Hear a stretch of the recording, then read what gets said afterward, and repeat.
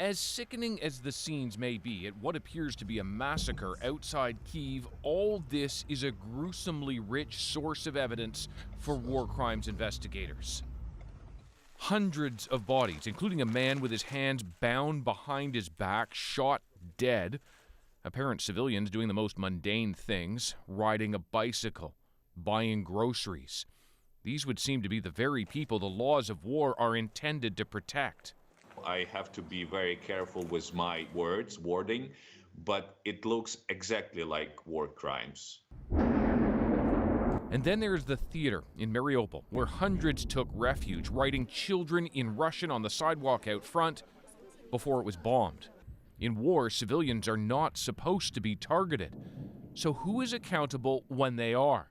Many are quick to point to the top, to Putin himself. You may remember I got criticized for calling Putin a war criminal. Well, the truth of the matter, you saw what happened in Bucha. This warrants him, he is a war criminal. But to hold Putin responsible is very tricky. You need indisputable proof.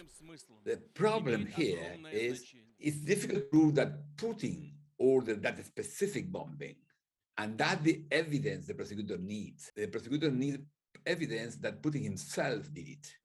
Luis Moreno Ocampo spent years as a war crimes prosecutor at the International Criminal Court. If you like to really prosecute Putin, the most clear crime is forced displacement. And there are 10 million people displaced in Ukraine today.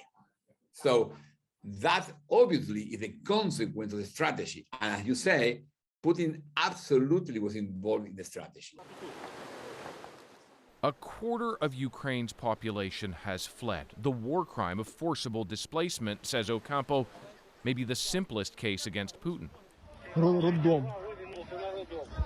Connecting him to attacks like this on the maternity hospital in Mariupol, where a wounded pregnant woman holds her belly, came to symbolize Russian atrocities in Ukraine. All of this is far more challenging to prove without informants inside the Kremlin. The woman died, so did the baby. Russia claimed, as it has repeatedly, that this scene was staged.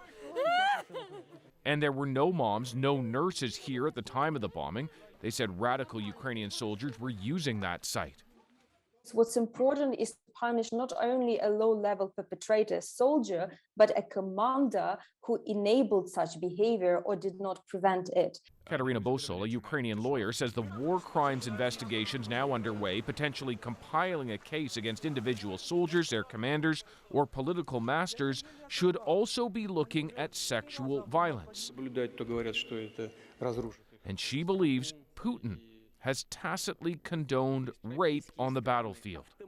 Shortly before the invasion, he used the words from a song in Russian, which would translate is "My beauty, it's your duty." I found that completely alarming, that the head of state is using a quotation which has a rape connotation in its comments about the country, about Ukraine. The laws of war are broken all the time. Justice hard to come by. We need to get to the truth, and that will be the foundation of deciding if crimes are committed, and if so, who is responsible. And we take it step by step, but we need to act with some urgency and with some focus. It took more than a decade for an international court to indict and capture Slobodan Milosevic. He died in his cell before sentencing. It's a case where there is a multiplicity of evidence from different sources. The first ICC trial for war crimes in Sudan started nearly 20 years after the fact, and not even for Omar al-Bashir, the former president of Sudan, who is not in the custody of the ICC. Syrian President Bashar al-Assad stands accused of using chemical weapons against civilians, yet he remains in power. Russia doesn't even recognize the International Criminal Court or China or the U.S. Even Ukraine has placed limits on the court. And that court won't conduct a trial unless a suspect is present in court. Little chance of Russia handing over anyone. David Coleman, CBC News, Toronto.